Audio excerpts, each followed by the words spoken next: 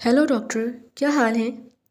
वो जो एक तरफ खड़ी थी, ज़ारून की आवाज़ पर चौंक कर मुड़ी थी। मैं ठीक हूँ, तुम सुनाओ? उसने मुस्कुरा कर उसकी खैरियत पूछी। मैं ठीक हूँ मोहतरमा, हमेशा की तरह हैंडसम और बदतमीज़ भी। उसने बीच में उसकी बात उचकी थी। बदतमीज़? कौन? मैं? उसने हैरत से अपने सीने पर उंगली रखी, जिसे यकीन ना आया हो। जी हाँ, तुम। उसने जी हाँ पर जोर दिया था। अरे भाई रिजा, मैंने क्या किया? उसने हैरत से पूछा था।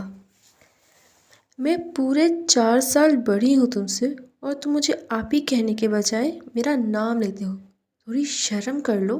मावा को देखो, तुम्हारे बराबर है, मगर कितनी इज्जत करती है मेरी। बालों को साइड करते उसने मुंह बनाकर कहा, तो वो आंखें घुमा गया। लो, इज्जत करने में और नाम लेने में क्या मुकाबला? अब जो लोग एक दूसरे का नाम लेते हैं, वो एक दूसरे की इज्जत नहीं करते क्या? उसके जवाब पर वो लम्हे को लाजवाब हुई थी, मगर फिर सर झटका। तुमसे नहीं जीत सकती मैं। कोशिश करती क्यों है जब पता है? उसके हार मानने पर वो इतराया था। रिजा ने उसे देख अपनी आंखें घुमाई। तुम्हें कोई काम वाम नहीं है जो यहाँ मेरा दिमाग खा रहे? ऐसी बातें मत करें, खाने खिलाने की। उसके शरारती लहजे पर उसने उलझ कर उसे देखा था, जो कभी कभी न जाने कौन से ट्रैक पर चल पड़ता था। मामी को बोलना पड़ेगा कि इलाज कराएं तुम्हारा अच्छे से डॉक्टर से। आप ही तो अच्छी सी डॉक्टर हैं, आप ही कर दें इलाज। सॉरी, मैं पागलों की डॉक्टर नहीं हूँ। भरपूर मुस्कुराहट के साथ उसने ज़ारून को जलाया था। जानता हूँ, मगर जहाँ से आपका इलाज चल रहा है, मैं वहाँ जाने की बात कर रहा हूँ ना। ज़ारून? वो अब भी बाज नहीं आया था। रिचा ने तंग आकर उसके बाजू पर मुक्का रसीद किया था और गुस्से से वॉक आउट कर गई। पीछे उसका छत फाड़ कहका गूंजा था। बेचारी रिचा, आप क्या बिगाड़ा है लाया उन्होंने आपका? अपने पीछे गुलमीने की आवाज़ पर वो खुलकर हंसा था। वही बिगाड़ा है जो शेरदाद ने तुम्हारा बिगाड़ा है। उसके दो बोदो कहने पर गुलमीने ने आंखें घुमाई थीं। आप कहाँ शेरदाद का मुकाबला रिजापिया से कर रहे हैं? देखें, आपके मजाक का कितने मज़े से रिस्पॉन्स देती हैं, मगर वो बंदा तो जैसे लगता है फुल स्टील का बना है। मजाल है मेरी किसी बात पर ज़रा सा भी मुस्कुरा दे। तो चंदा, ऐसे भी तो तुमने ही किया है ना उसे। जितना तुमने उसे तंग किया है ना, उसके बाद होना तो यही था। आप लोगों ने भी बराबर का किया है उसे तंग, मगर मेरी बारी पर उसे कुछ ख़ास किस्म का करंट लग जाता है। तो अपनी शरारतों से बाज आ जाओ ना, पूरे 9-10 साल बड़ा है तुमसे।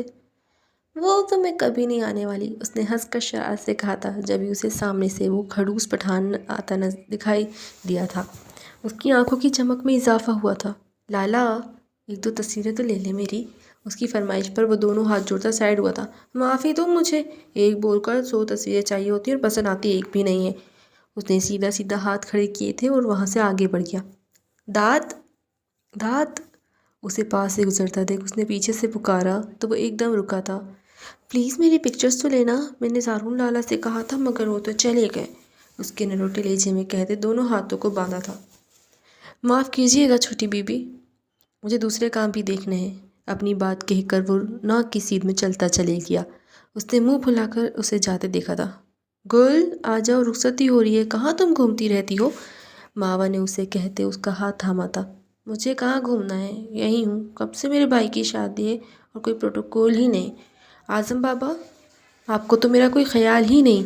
दूल्हा की सबसे छोटी बहन हूँ और आपने आकर पूछा भी नहीं।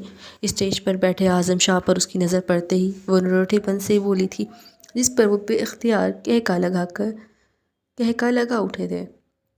अरे भाई, किसने मेरी गुड़िया को इम्पोर्टेंस नहीं दी? किसी ने भी नहीं दी। पास बैठते उसने आज़म शाह से शिकायत की थी।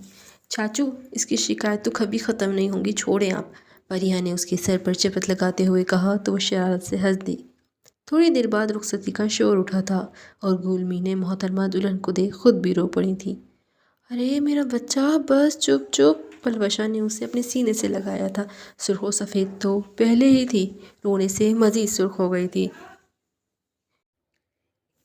एक एक करके सब रवाना हो रहे थे। पलवशा उसे लिए वो फ्रंट सीट पर आके लिए गाड़ी में बैठी थी। तभी पानी की बोतल लिए वो फ्रंट सीट पर आकर बैठा था और पानी की बोतल अपनी माँ को थमाई थी। لو میرا بچہ پانی پیو، ایسے تھوڑی ہوتے ہیں، یہ تو خوشی کا موقع ہوتا ہے نا۔ اس کے لبوں سے پانی لگاتے انہوں نے پیار سے اسے سمجھایا تھا۔ بھابھی بھی تو رو رہی تھی نا، سو سو کرتے اس نے منہ بنا کر کہا تھا۔ بیک مرر سے شیرداد نے اسے روتے دیکھا تھا اور فوراً نظر ہٹائی تھی۔ تو چندا، وہ تو اپنا گھر ماں باپ چھوڑ کر نئے گھر جا رہی ہیں نا، جب آپ کی شادی ہوگی تب آپ بھی تو اداس ہوگی نا۔ اب رونا بند کرے، شاباش۔ اس کے آنسو پہنچتے انہوں نے محبت سے اسے پچکارا تھا۔ سر ہلاتے اس نے اپنا سر ان کے کاندھے پر رکھا تھا اور آنکھیں موندی تھیں۔ دل میں غصہ بھی تھا کہ جب اتنی پیاری لگ رہی تھی تب تو وہ گاڑی میں لے کر بھی نہیں آیا، اور اب جب وہ چڑیل بن گئی تو اپنی گاڑی میں بٹھا لیا۔ سب سمجھتی ہوں میں، تم جان کر ایسا کرتے ہو، مجھ سے بدلہ لینے کے لیے اچھا نہیں کیا تم نے یہ۔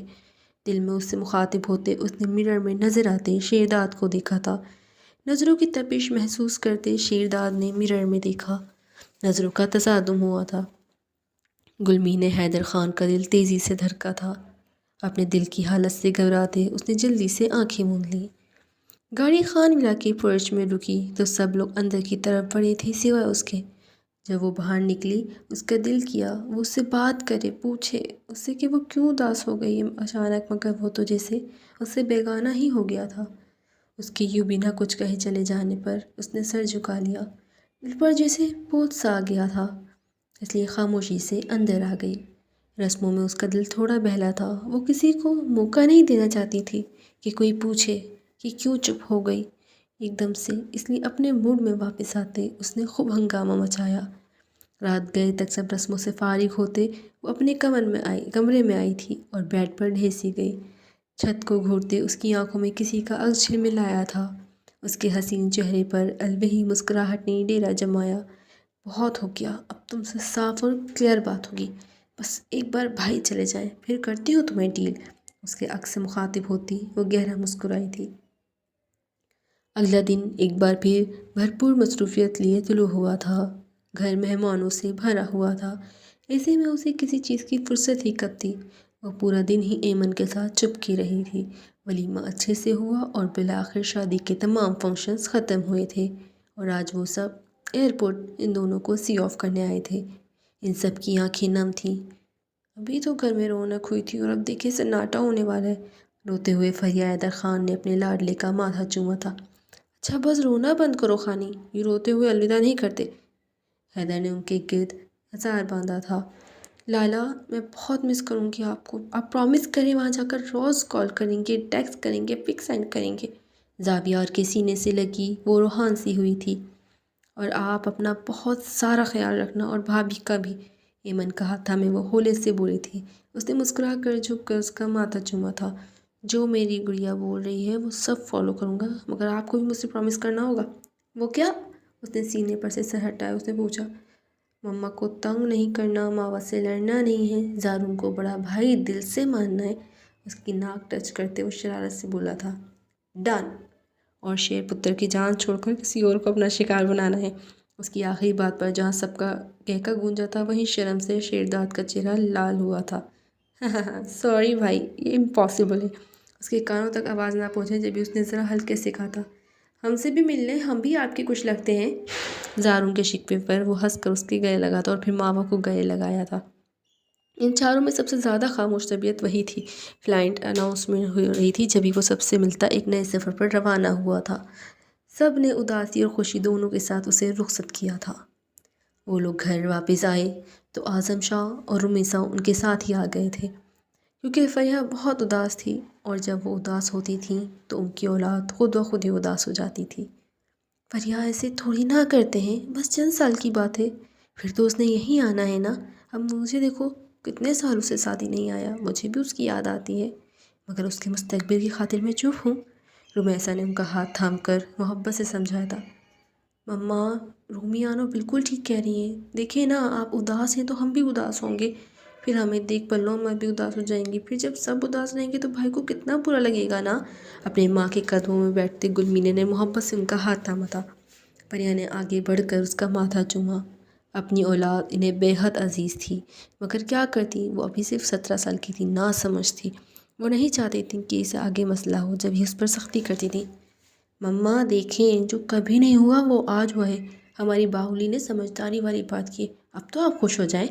زارون کی بات پر جہاں سب کا کہہ گونجا تھا، وہیں اس نے تنک کر اپنے لالا کو دیکھا۔ زیادہ شوق ہے نہ ہو لالا، پیپرز ہونے والے ہیں، آپ اپنی خیر منائیں۔ اس کی پڑھائی سے بھاگنے کی عادت پر اس نے خفیف سا طنز کیا تو اس نے گلمنے کو زبان چڑھائی تھی۔ بی بی، اپنا مستقبل تو سیٹ ہے، ڈگری لے کر بابا کے بزنس کو اونچائی پر لے کر جانا ہے۔ آپ یہ سعدی بھائی کب آئیں گے؟ ان سب کا اپنا ہی انداز تھا رمیسا کو مخاطب کرنے کا۔ کہہ تو رہا تھا جلدی ہی آئے گا، بس میں تو سوچ رہی ہوں لڑکیاں دیکھنا شروع کر دوں تاکہ بیوی ہوگی تو جلدی جلدی واپس آیا کرے گا۔ ان کی بات پر اعظم شاہ کے چہرے پر مسکراہٹ آئی تھی۔ رومی آنو، یہ نہ ہو سعدی بھائی اپنی پسند سے کریں، ذرا خیال رکھیے گا۔ اس کے شرارتی انداز پر رمیسا جہاں سی تھی وہیں فریہ نے اپنا سر پکڑا تھا۔ یہ لڑکی بالکل بھی باز نہیں آتی تھی اپنی حرکتوں سے۔ چلو آنو کی بچی، بہت چھٹیاں ہو گئی ہیں، پڑھنے بیٹھو، اگلے مہینے پیپرز ہیں تمہارے، اور کوئی فکر ہی نہیں۔ اس کے سر پر کھڑے ہو کر زارون نے اسے کہا تو وہ منہ بنا کر اٹھی تھی۔ چلے جی ہم تو چلے، آپ لوگ کریں میٹنگ ہمارے بغیر۔ سڑا ہوا منہ بنا کر وہ زارون کے پیچھے گئی تھی۔ ویسے کب آ رہا ہے واپس، کچھ بتایا سعدی نے؟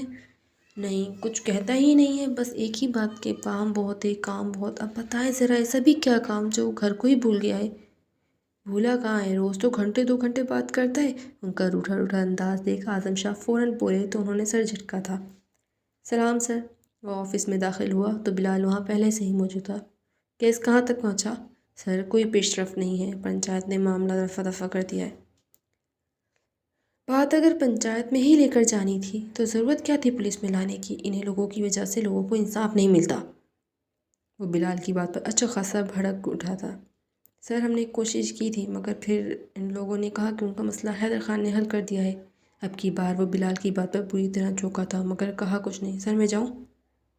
جاؤ، فائل دے جو اس کیس کی مجھے۔ اسے نظر انداز میں کہتے وہ پرسرار سا مسکرایا تھا۔ پرسوچ انداز میں کہتے وہ پرسرار سا مسکرایا تھا۔